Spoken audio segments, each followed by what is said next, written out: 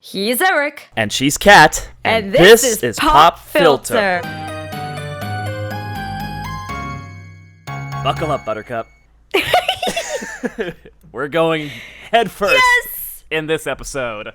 Yes! We have a veteran Star Wars fan.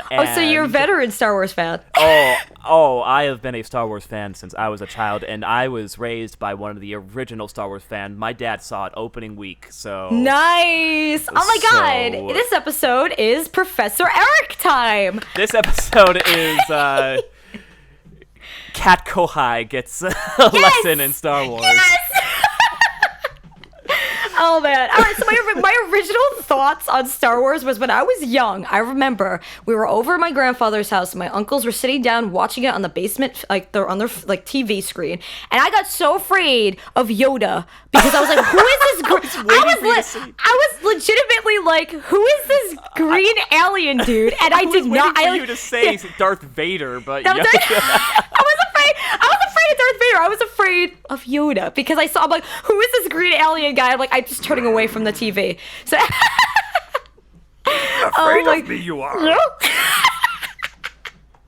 Oh my god. So, but when I reacted to the first film, I'm like, what have I been missing out on for all these years? Give us your first reaction. Yeah, my first thoughts on it was just I went into the world with them. It's a lot of series, when they do that right, they have to do it right. There's the little details you have to pay attention to. The world building is very, very exciting for me because especially if it expands over the entirety of the universe and we go different places, I'm looking forward to that. Yeah. Because and the thing is too, Star Wars is a very character-driven story, I've noticed, because how it's following with Luke and what Luke won. But Luke lost everybody into one freaking... It's like I said, Star Wars, this New Hope, is literally Luke loses everybody simulator.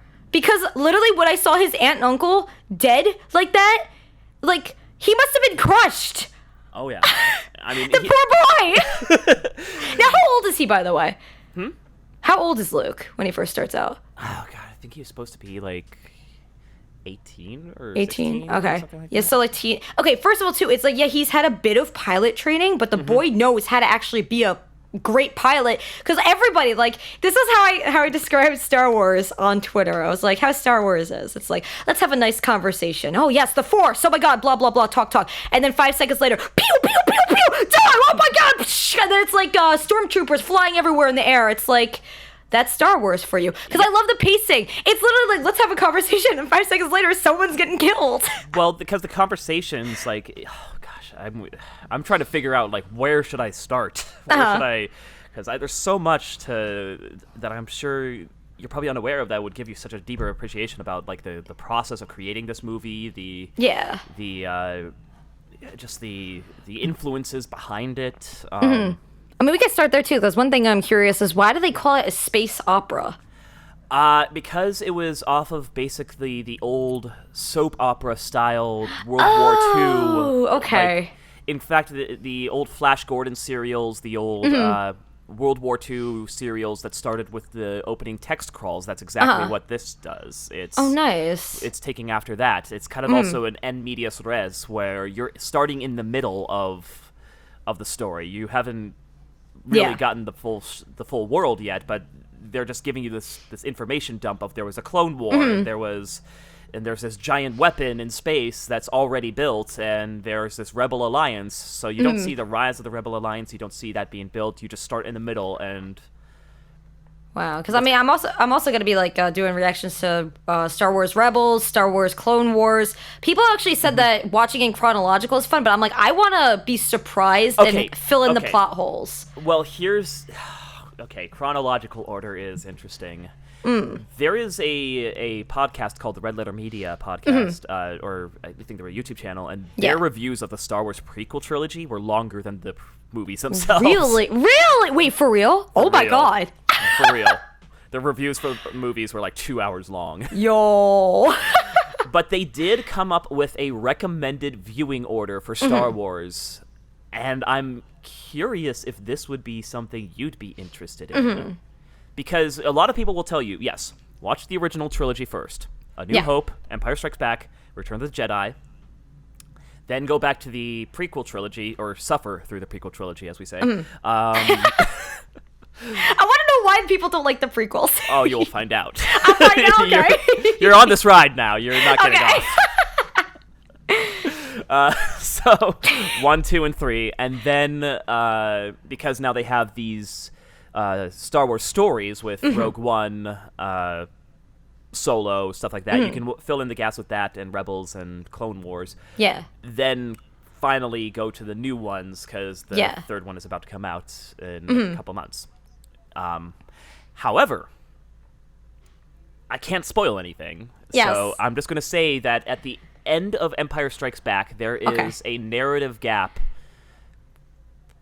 that gives you chance to go back and watch the prequels and draw the parallels. Ooh. From what you just saw from the first 2 Star Wars movies. So for all Star Wars, like from the first 3 from the original trilogy, they stay on the same timeline? They stay on the same timeline, but there's like I think there's a... Time skips? There's like a time skip between each movie, like a few months to a couple years or something like that. It's not picking up immediately where the... Yeah, how many years were they like produced like through each other? Because I know it's 1977 for the through first 1986, I want to say, so like 10 years between the first and the last one. And then suddenly they made the prequels, like out of nowhere? Yeah, like 1999. They were like 10 years later, or, like 15 years later, they were like, oh yeah, so now we have the technology, let's do this. The true. But like I said, what the Red Letter Media will recommend is you watch Star Wars A New Hope, watch Empire Strikes Back, and then you go back and watch episode 2 and 3, because you can skip 1 entirely. Is it good? Is it bad? It's good, but episode 2 basically says everything that episode 1 already said. Okay. So it's like basically a recap of what episode 1 is. I mean, it's not even a recap. It's just like they go through the same. They just reveal all the same things that we knew before. So okay. It's just. I know you're gonna want to watch all of them, so I would say definitely, if you want to do this method, do A New Hope, Empire Strikes Back, watch the prequel trilogies, then come back and finish it off with Return of the Jedi to kind of get the wrap up to that saga, to that entire Anakin saga, and beyond that. And then how about like Clone Wars and Rebels? Clone Wars and Rebels, I get the feeling you'll have a deeper appreciation of after you finish the prequels. Okay. I don't know. Wait, are the prequels are they the Disney ones? Like No. Disney's doing Disney only picked it up.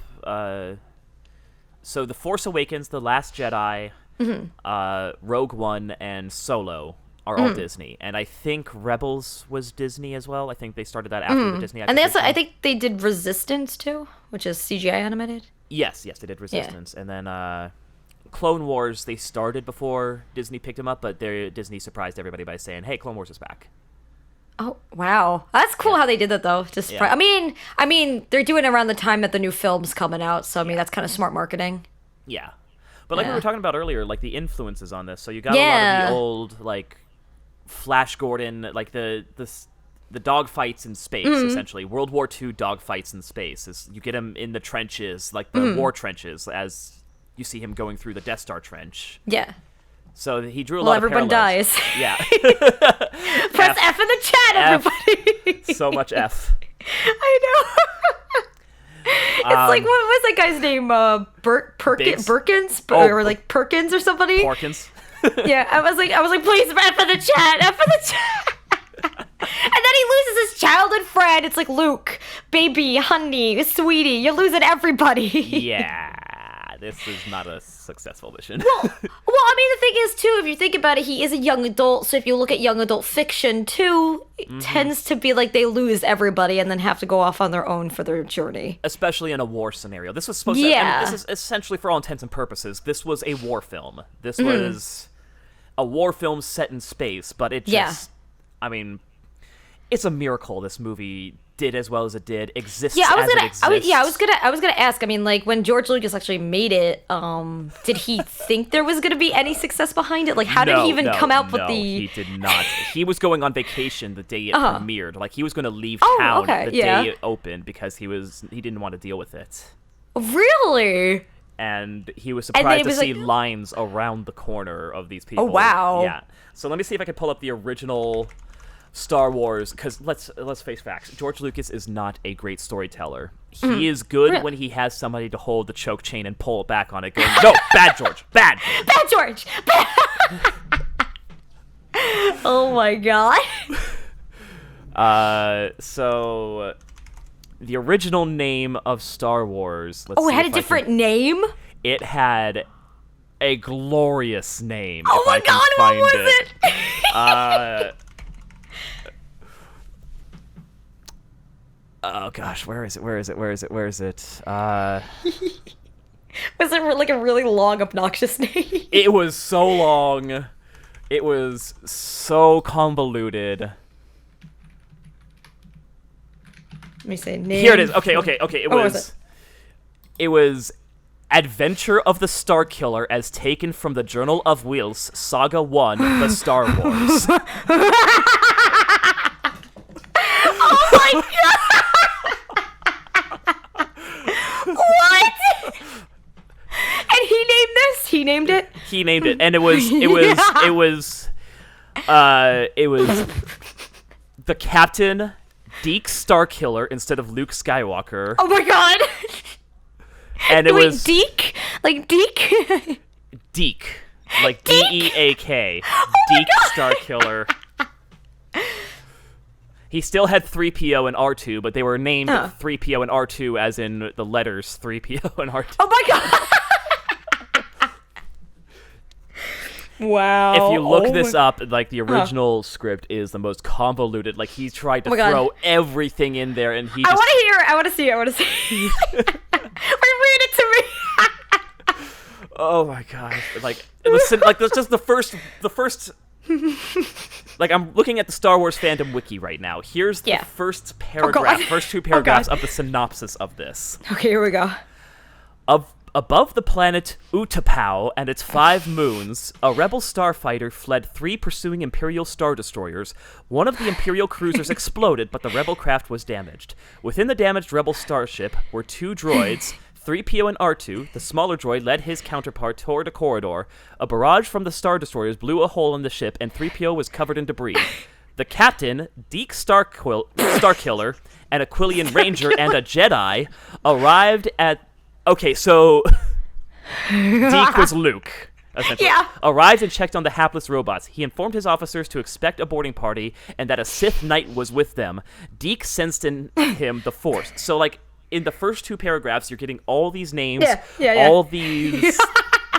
all this exposition. You know what it sounds like? It sounds like if you do this voice, like, oh my god, here is my fanfiction. Star Killer. Oh my god! Star Killer. I name my character Deke Star Killer, and he looks a lot like me, but he's not me. But he's not me. Like, I don't really look. I want to look like this, but he's muscular. He's muscular and he's handsome, but the rest of him, his face looks like me. Deke Star Killer. Oh my god. So, seriously. Hello, Mr. Star Killer. That is exactly what this is, though, because George Lucas essentially wrote fan fiction. For Star Wars. Oh my god. If you watch The Hidden Fortress, Akira Kurosawa, was it Akira Kurosawa's film? Let me quick Google foo. Was it like a fanfic on that, on a fanfic on something else? Yes, it was. The Hidden Fortress was an Akira Kurosawa film, which was basically the same thing. 2 bumbling idiots get thrown in, like, that you think are going to be the main characters, 3PO and R2, get thrown into this this world that they're not aware of. In the case of the Hidden Fortress, they're looking for... I haven't seen the movie in forever. It's all about, like, soldiers and samurai and revolution, just rebellion, much like in Star Wars. But Star Wars is essentially the Hidden Fortress in space. it's a fanfic of that. Yeah, but he also took a lot of influence from Yeah. the Joseph Campbell monomyth, The Hero with a Thousand Faces, which is the hero's journey you see in everything. Mm-hmm. So think about Luke Skywalker, who else? Simba, Hercules, all these characters. Hell, even Star-Lord from Guardians of the Galaxy. Call to action. They're called to action. Yep. From like this, the status quo is interrupted. They're in this like very stasis place. For Luke, for Link, it's being on a farm somewhere, and then suddenly a call to action happens. Something, the stormtroopers come and destroy his place. Or he gets this droid that's like saying, for Luke, it was this droid saying, "Help me, Obi-Wan Kenobi, you're my only hope." He refuses the call, like many people do. They'll refuse the call. And then eventually they cross the threshold. There's an inciting incident, and then they cross the threshold. For Luke, the inciting incident is, his place being burnt down by stormtroopers. Yeah. And seeing his poor aunt and uncle as freaking skeletons, like right there. So then they go through this journey, a lot of self-discovery, meeting with the goddess. A lot of characters will get supernatural aid. For Luke, it's the lightsaber. For Simba, it's his father in the clouds. For Link, it's the Triforce. So they'll always have like a wise old mentor who's been through his own hero's journey and came back and taught it, because that's the end of the journey. It's eventually it cycles through, and Luke became the mentor, or Anakin became the mentor, or in this case it was Obi-Wan. Like, because we don't see much of Luke after the But yeah, so Obi-Wan went through his own hero's journey and then passed it on to Luke. When Obi-Wan actually died, I cried. I was like, oh my god. Yeah. I didn't see that coming! I was so sad! Just wait till the prequels. Oh god! I heard one of the movies are actually gonna like crush my soul and make me hysterically cry. I don't know which one it was though. Maybe... I'm scared. Maybe Return. Maybe Return of the Return? Jedi. Maybe. Yeah, but that's like a good storytelling way, and something I really like too is like how there's being based on something, there's taking inspiration from something else, and then there's full-blown copying. What I love to see in films is how they take inspiration from something else. I mean, like, even Harry Potter, I never got into like Lord of the Rings or anything. Like, that's another fandom I have to get into.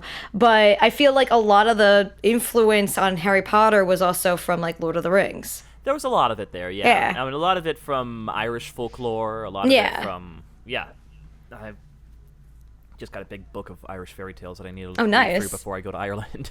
There you go, perfect. But no, you said your dad liked it. He actually grew up with Star Wars. He grew up with Star Wars. Night. He was in the theaters in 1977 as an 18-year-old boy watching it on opening night, and he is chomping at the bit right now to go to Star Wars Land in Disneyland.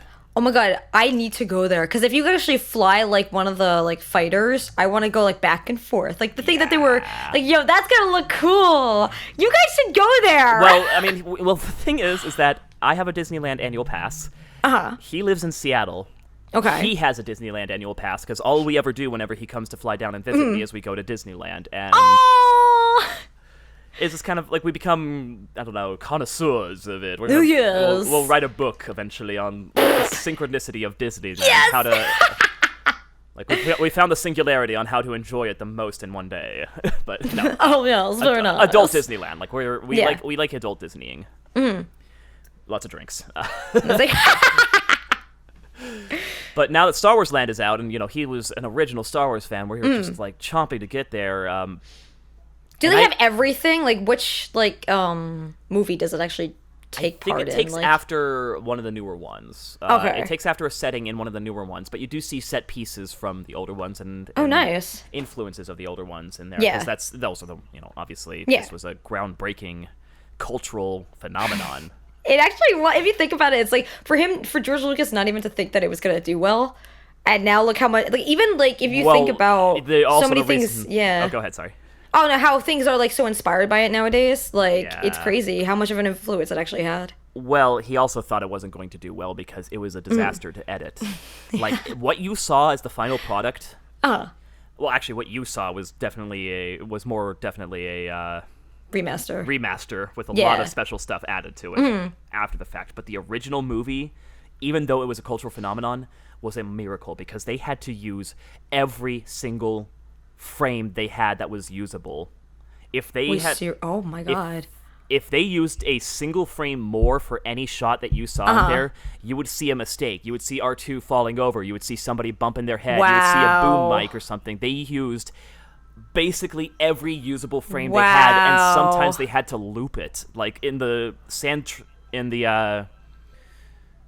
scene where Luke is attacked by that sand person. I forget what they're called. Sand people, I guess? Sand people? I guess that's what they're called. Do they have an actual name? Like look up sand Tusken people Raiders. Tusken Tusken Raiders, yeah. Tusken Raiders. So when he was attacked by the Tusken Raider, and the Tusken Raider is doing that, like, pumping his arms up with his staff, kind of thing, they had to loop that over and over again. Really? Oh, wow. Yeah. What? Oh, because like if there would be mistakes. There would be mistakes in every shot, every single. Oh my! I could just imagine that editing. How long did the films actually take to get like produced? Oh, I don't know about that actually. It was a couple of years. It was supposed to be like a. And here's the funny thing, like. The only reason it was produced is because George Lucas lucked out. He. Said, I will not take any of the box office. You guys can take all the box office to Fox, who were distributing this. Yeah. He only wanted the merchandising rights. Really? So he only wanted the toy money, the money for all the merchandising and all. Is there any reason? Is it because he thought it was going to be? He thought it was going to fail. He thought like he wasn't going to get anything back in the box office, and maybe merchandising would be enough to hold him over. Little did he know that the merchandising rights made him a freaking billionaire. Oh my god!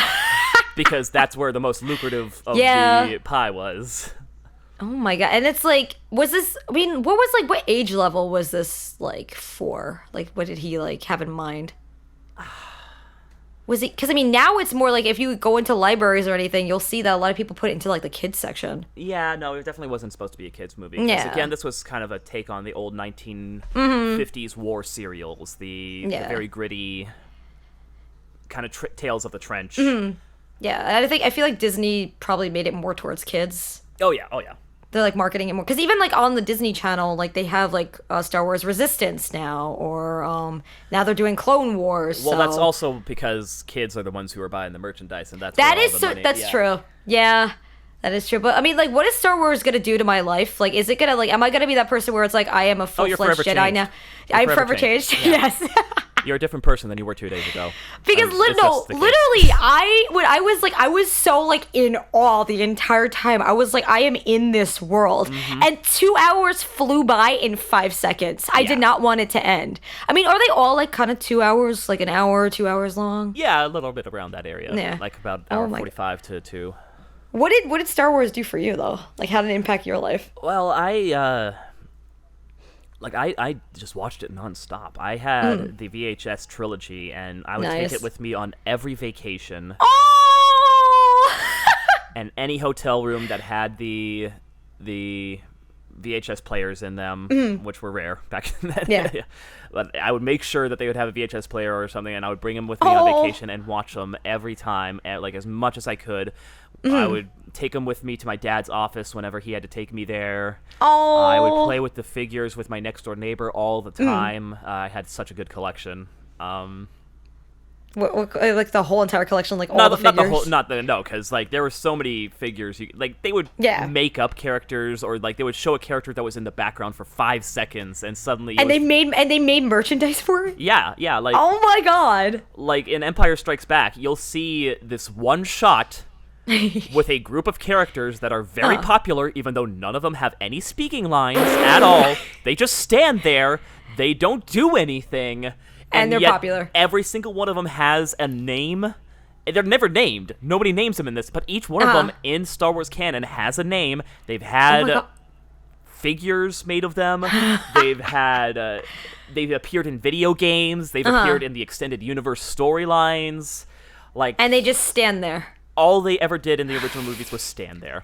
And is there a reason? Is it their design that they're popular? It's just, I guess, their design. Yeah, there's one like this robot character, IG-88, a bounty hunter droid, and very tall, skinny, lanky-looking droid. Doesn't say anything. Never referenced. Doesn't. I think only in the widescreen version can you see it. Oh my! And they still was it automatic that they got this huge fan base? Apparently, there was still IG-88 toys from the 80s, and wow, and he appeared in the Nintendo 64 game as a boss, a villain boss, and I'm just like, oh my god, where did this lore come from? They didn't give you anything for this character. And the thing is, too, people were talking about how some of the stuff outside of the films and outside of the TV, that's not canon for the lore. Yeah, it's complicated. When Disney acquired Star Wars and Lucasfilm, they essentially said that everything that's been in the books, the extended universe, the canon, the video games, everything except for the movies, and I think maybe the Clone Wars cartoon was considered non-canon from that point forward. It was considered legacy canon, and then because it's been so convoluted, there's been so many different branching storylines and branching timelines. True.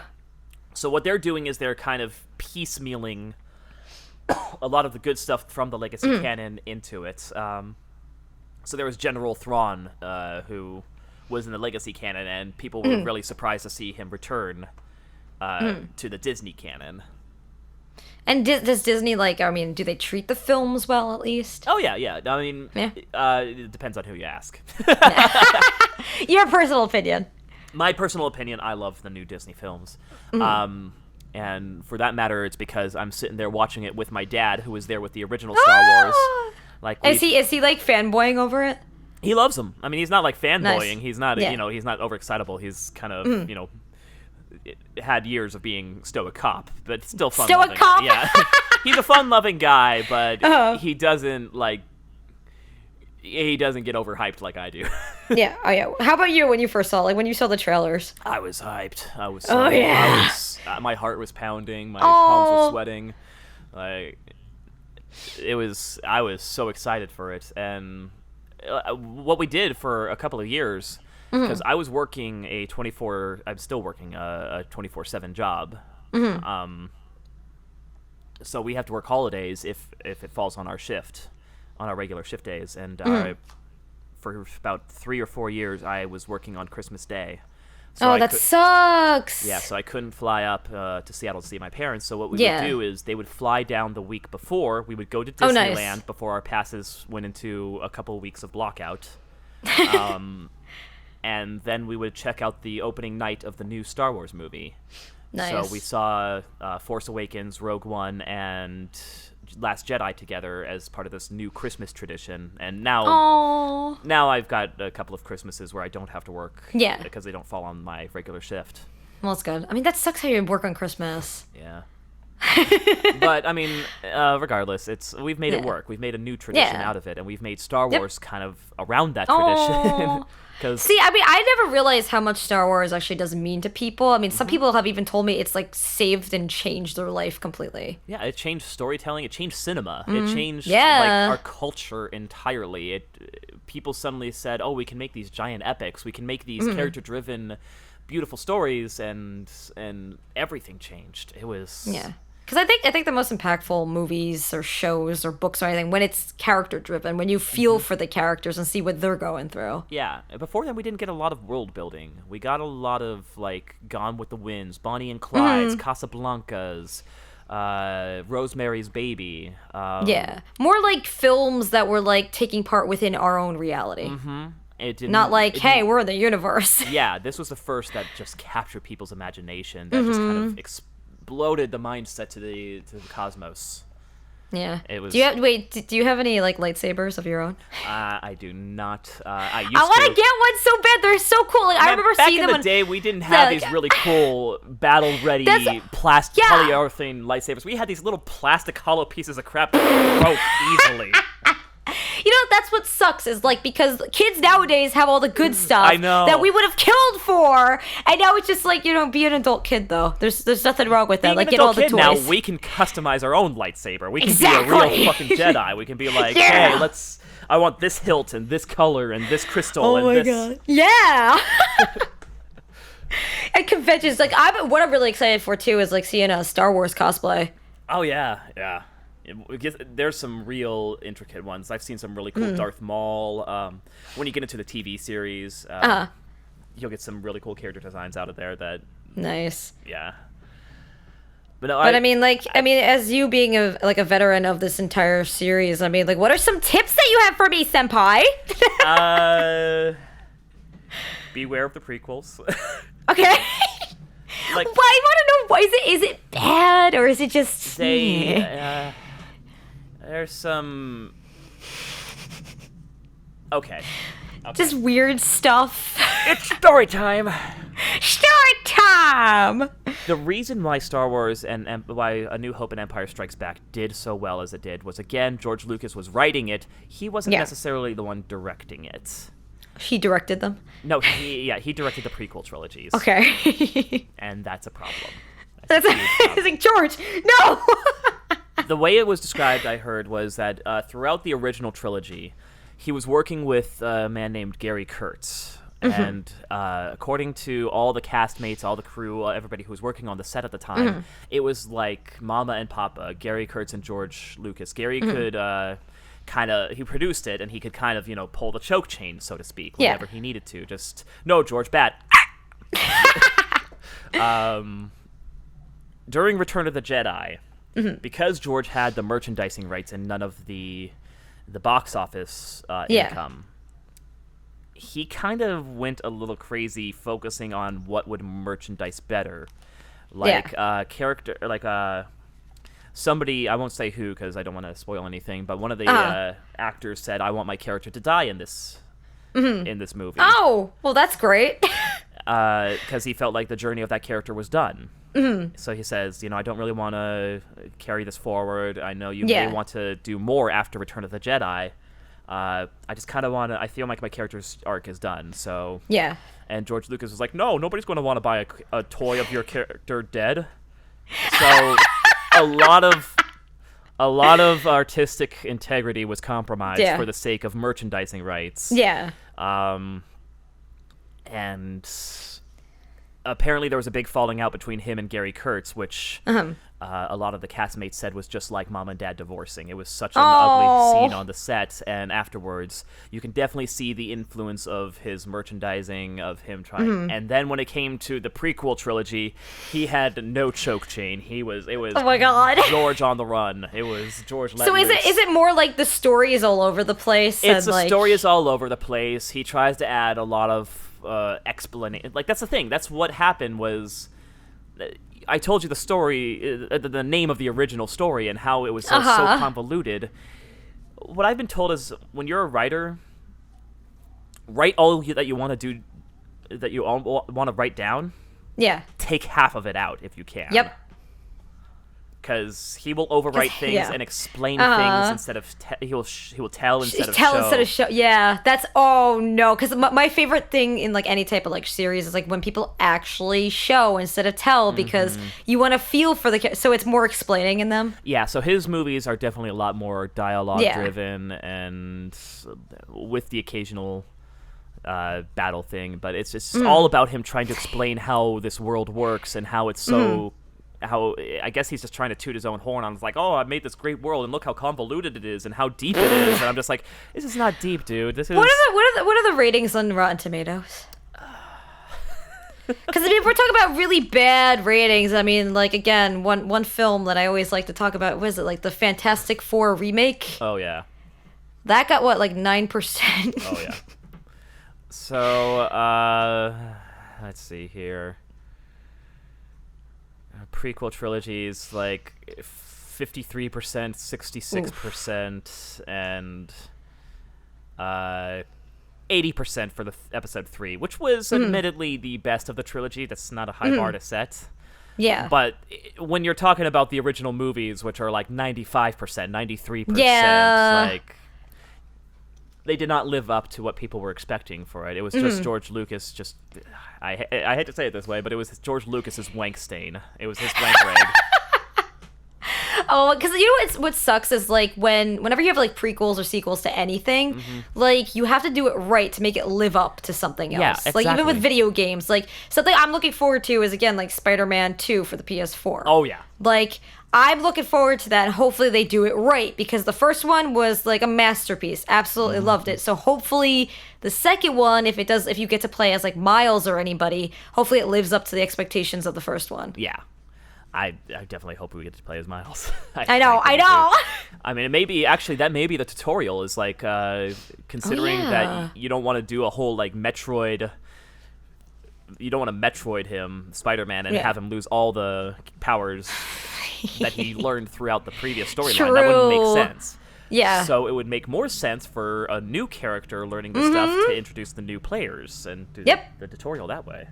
Yep. Oh man, that'd be hopefully. Yeah. Hopefully. But I mean, speaking of games with Star Wars, I mean, I heard there's a lot. Speaking of merchandising too, I mean, how many games are there? Over 100 probably right now. Wait, for real? I didn't know there were that many games.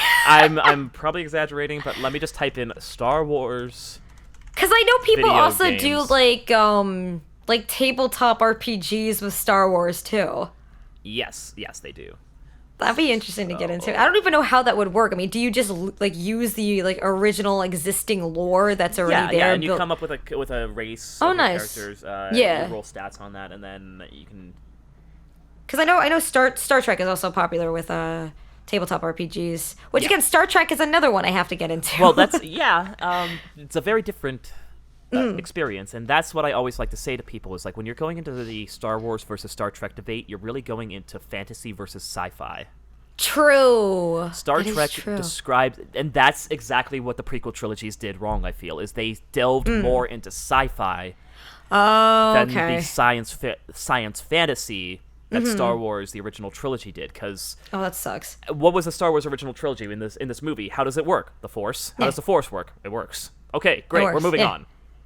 Yeah. It's this, and that's fantasy. That's fantasy. It's this mythical, almost religious, supernatural kind of lore to them, but it doesn't have to be explained by. Yeah. It's caused by these particles in the air, or. Star Trek would go, complete technobabble. Into detail. Yeah, complete technobabble.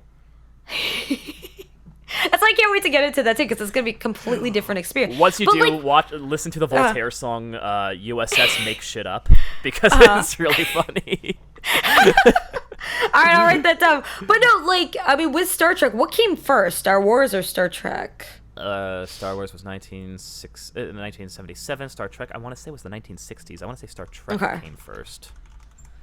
And I mean, there's debates. 1966, yes. It was the original series was 11 years before Star Wars. But if they're completely different, why do people debate about it?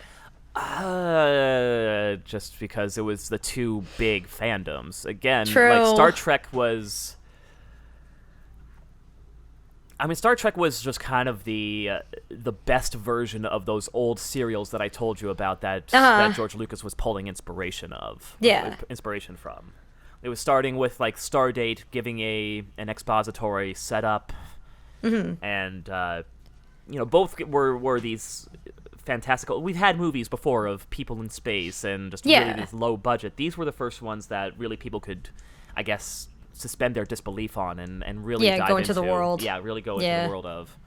But even still, Star Trek was very grounded. It was all the technobabble was just there to kind of move along the human plot lines. And they never really delved into at least I don't know. I've never watched the original series. I watched a few of the movies, but there wasn't a lot of supernatural element to it. Not a lot of fantasy to it. So Star Wars kind of like took that instead. And that's what really expanded the imagination. But the prequels take more of a sci-fi stance? The prequels, yeah, they try to explain the Force a little bit more. They try and do a bit more of like space politics and space senators. Space politics, yeah. Space senators and. Oh God. Yeah, it gets a Oh little... man. It gets a little... I mean, there's still enjoyable moments in it. Yeah. Oh, and then, of course, George Lucas doubling down on the merchandising rights by creating characters that are exclusively meant for children. Uh-huh. And annoying as all holy hell. Oh my god. I mean, hey, he's gonna make that merch, Yeah, look, I'm sure you've heard the stories, just... We all have PTSD with Jar Jar. With Jar Jar? Yeah, actually, I mean, I've seen Jar some... Binks. Jar Jar... That name I'm going to warn you about. Oh god. Write it in your scroll right now. Jar Jar Binks, be forewarned of the Jar Jar. Oh god! The prophecy is there will come reason? to... Oh, you'll find out. You'll know when the prophecy comes to light. Is my mouth gonna drop like what the actual heck? Yes. Oh god! Episode 1. In the first act. Uh-huh. The first act? In the first act, and it's going to be with you through the entire movie.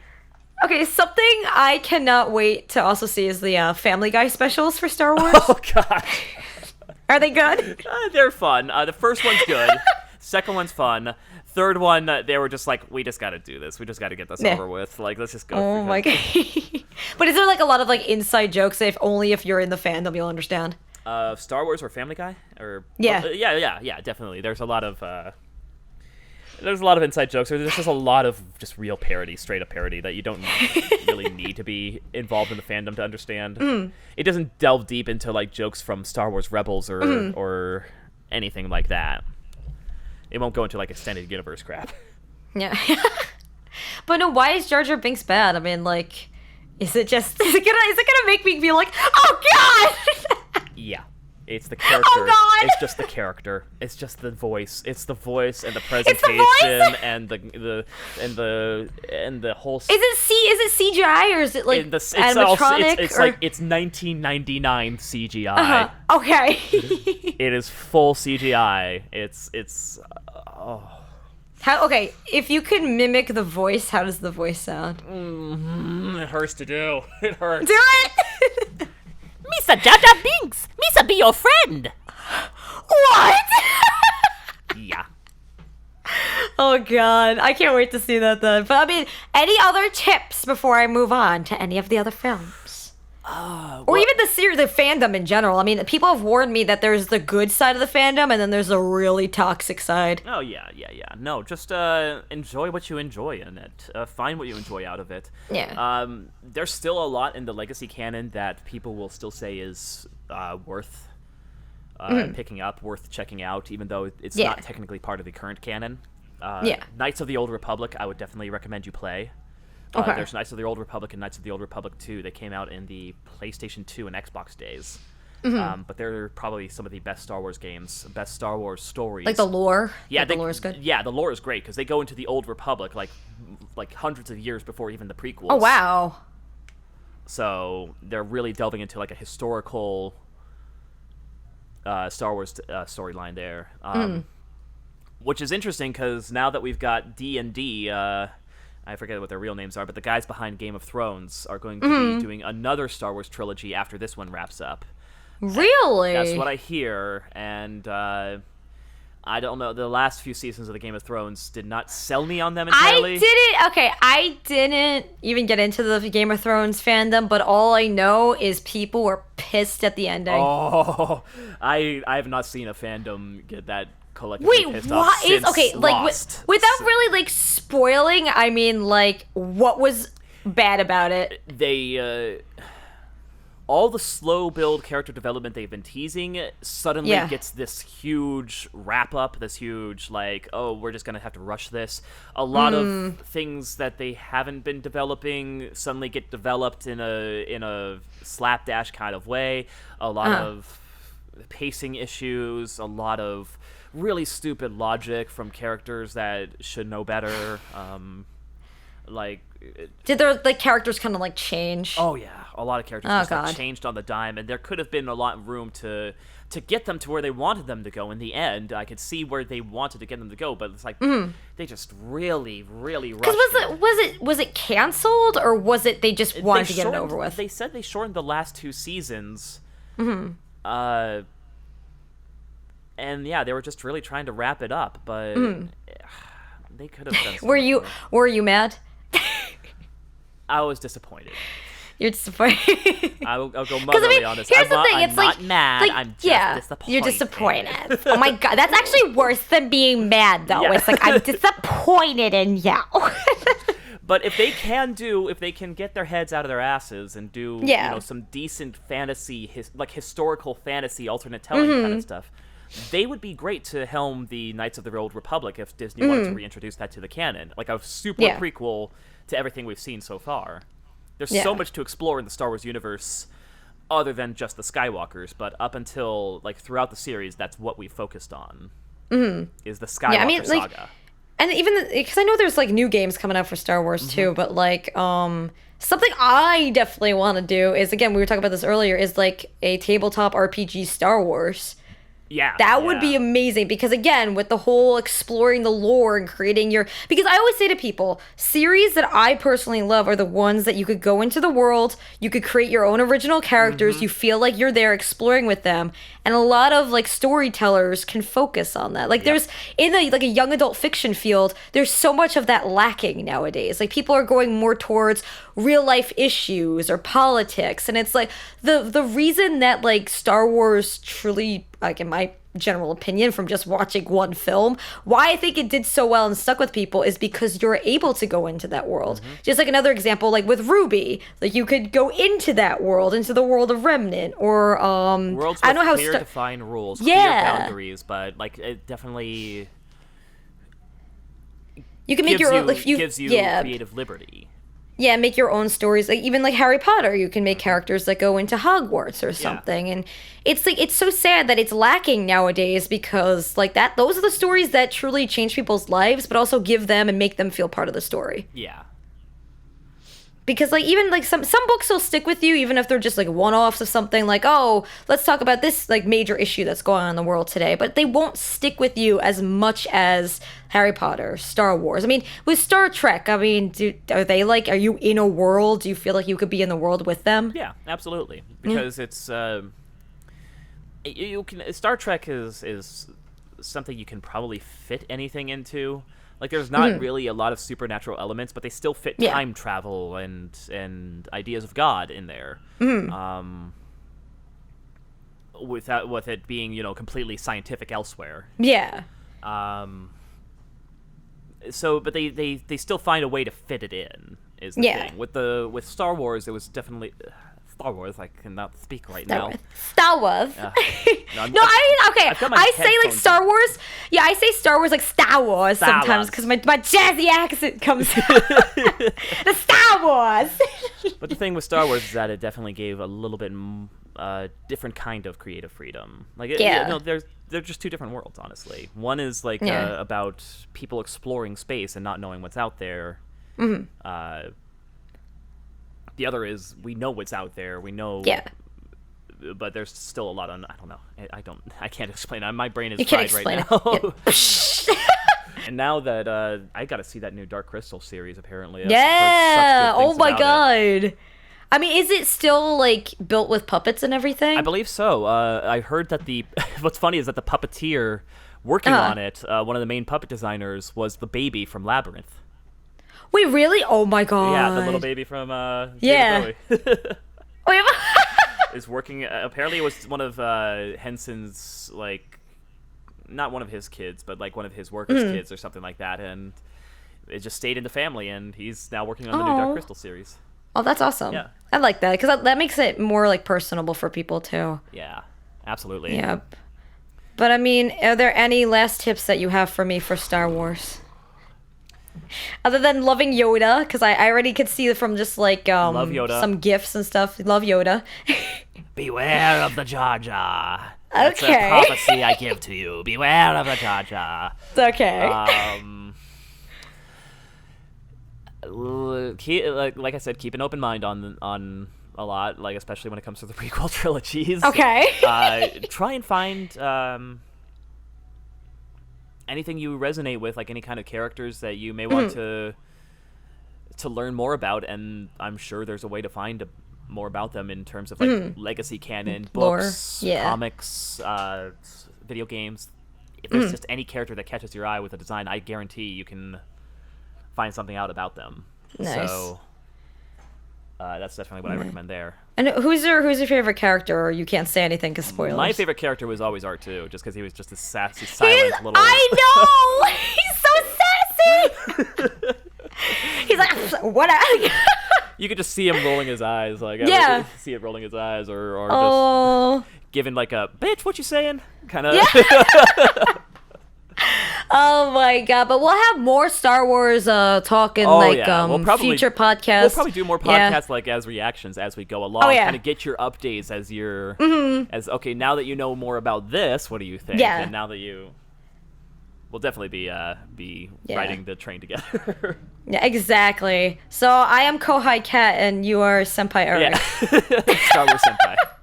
There you go, Star Wars Senpai. All right, guys. So thank you so much for tuning in. If you have any fun stories or fun facts about Star Wars that you want to share with us, just use #PopFilter. Follow us on Twitter. Everything will be linked in the description. And yeah, he's Erik. She's Cat. And this is is Pop Filter. Pop Filter.